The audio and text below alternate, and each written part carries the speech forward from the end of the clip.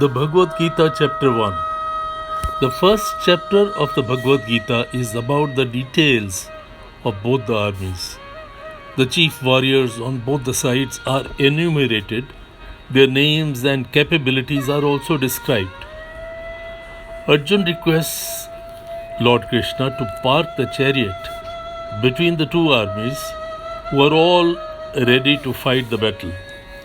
Arjuna finds his close relatives, his elders and gurus and other kings whom he had known and for whom he had great respect. He is moved to see them in the both armies. Since he is attached to them, he becomes emotionally disturbed. As he kept on identifying the warriors, he started feeling more and more despair, gloom, melancholy, and he was very, very nervous. He then tells Lord Krishna that he finds in both the armies his own relatives, friends, elders, younger people who were like his sons and nephews. They are all there. He contemplates and he thinks that he is ready to embark on a deadly mission which will destroy the entire family.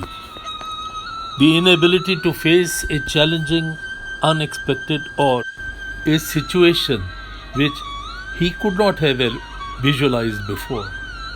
Now he thinks about what will happen during and after the battle. His near and dear ones will die, for which he will hold himself responsible, unable to face the challenging situation. Arjuna gets into deeper and deeper grief and despair. And now, what lessons do we learn from this? That one must develop strong emotional intelligence and develop competence to face arduous tasks.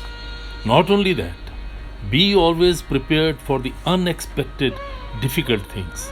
In other words, you must make yourself capable of controlling your emotions. Emotional upheaval casts a blow on your physical energy as well. As Arjuna said, he is not even able to stand up on his legs. Conflict is the predicament of life. We find that in this situation, there are three types of conflict: physical conflict, mental conflict, as well as spiritual conflict. Physical conflict, when Duryodhana does not agree to give the promised land. There was a difference of opinion, in spite of the fact that Lord Krishna tried, but to no avail. All efforts for negotiating and coming to a settlement failed. This is a conflict at the physical level, when you disagree with people around you, when negotiations fail, when all your efforts to convince the other person do not bring about any result. So this is physical conflict. Now the second one is mental conflict. Arjuna is not able to decide whether he should go ahead with the battle or he should relinquish, he should stop, he should accept defeat. Considering himself too weak, he should give up. That he is not able to decide. So this is the mental conflict which Arjuna is faced with at this moment. He thinks that he would be committing a sin, and if he commits a sin, the gods will be annoyed.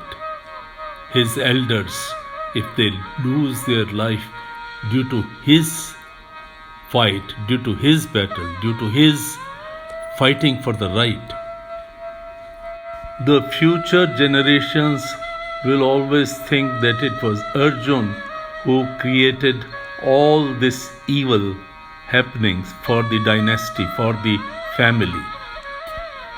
The lesson that we learn from this situation is, if all our efforts to negotiate, efforts to give and take fail, then we should accept that this is not possible amicably.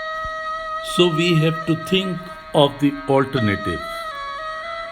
One always says that we should not take anything lying down. Committing injustice to other people is not good, but accepting injustice is also equally bad. So, then what is the alternative? The alternative is the battle.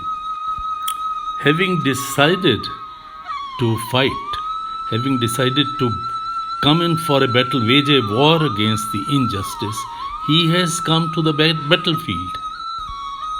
So far, so good, because he is taking the further action, which is the only alternative, as also guided by his friend and mentor and Lord Krishna. But when he looks at the armies, he finds his own relatives on both the sides. So then there is conflict in the mind. Conflict in the mind that what will happen. Now here the lesson is, okay, once you have decided, then you should not be moved. You should have total control over your emotions. That is the lesson that we have on this situation. It appears that he is inclined to change his decision. His fighting is not going to help. That is what he thinks. This is a spiritual conflict because he is not able to take a decision only because of his religion, because of his higher thinking, because of his spiritual contemplation. Here also we learn a lesson. And the lesson is that go ahead and perform your duty. Gods will never be unhappy with you so long as you are fighting for the just cause. So long as you are performing your duty. Once you have decided, once you have tried, and you have come for the battle, go ahead. Don't think too much. Thinking too much and not acting is the worst thing. The chapter ends when Arjuna tells Lord Krishna, I will not fight. Saying this, he sits at the back seat. Further dialogue will continue in the next chapter, that is chapter 2, when Lord Krishna will properly guide him and mentor him for further action.